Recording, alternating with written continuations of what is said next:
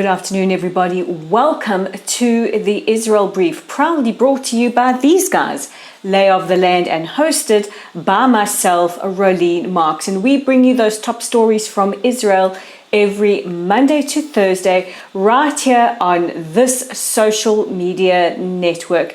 And hey, if you like our content, please consider sharing with your friends. We hear from many people that we cover news not often heard in the mainstream media. So do us a solid, help us get Israel's side of the story out to the masses. And speaking of that, let's start with the top story, and that was 3 projectiles were fired from southern Lebanon towards Israel, setting off red alert sirens in the north. The IDF have reported that at least 1 rocket fell short of the border, but 2 fell in empty fields, one very close to the town of Kiryat Shmoneh. 4 people were treated for anxiety and shock, and in response, the IDF fired artillery shells towards southern Lebanon. Now, the IDF is currently investigating whether or not it was Hezbollah being a proxy of Iran, and as tensions start to mount between Israel and Iran following the drone attack on the merchant ship the Mercer Street, it is not unexpected that Iran would try to flex their muscles. But it hasn't been confirmed, and it is also being investigated whether or not that Palestinian factions in the south of Lebanon could be responsible for this. So as soon as we have more details, we will update you. Meanwhile, the IDF Chief of Staff, Aviv Kochavi, Defense Minister Benny Gantz, and Prime Minister Naftali Bennett have met to decide what is the best way to respond.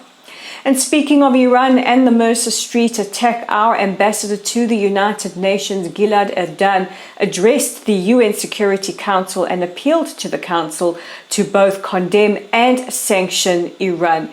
He was joined in a letter written by UK Foreign Secretary Dominic Raab, who said that he, along with the foreign ministers of Romania and Liberia, have appealed to the United Nations Security Council to take immediate action and condemn Iran.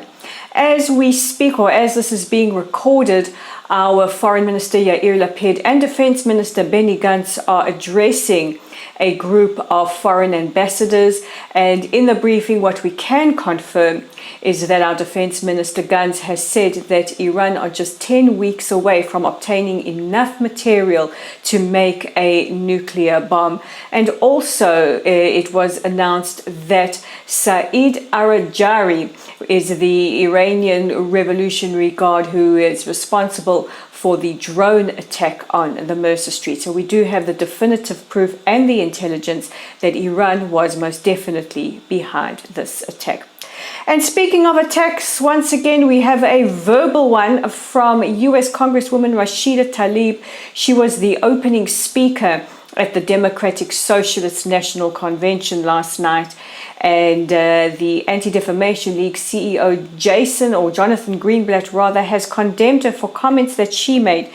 She said, and I'm paraphrasing, that if you look behind the curtain, you will see that those who oppose the Palestinian cause and domestic American policies like health reform for financial gain are responsible.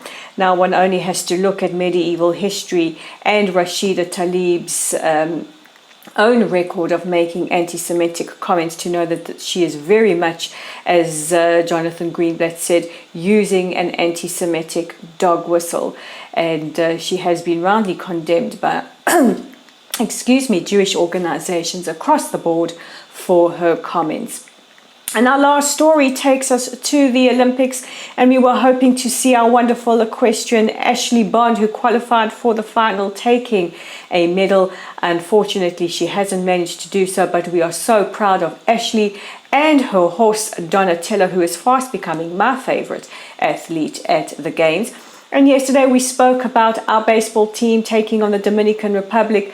They were sadly knocked out, but we are tremendously proud of Team Israel Baseball. So heartwarming to see some of the comments on social media towards them, just the incredible passion and spirit that they play with, and of course, putting Israeli baseball on the map.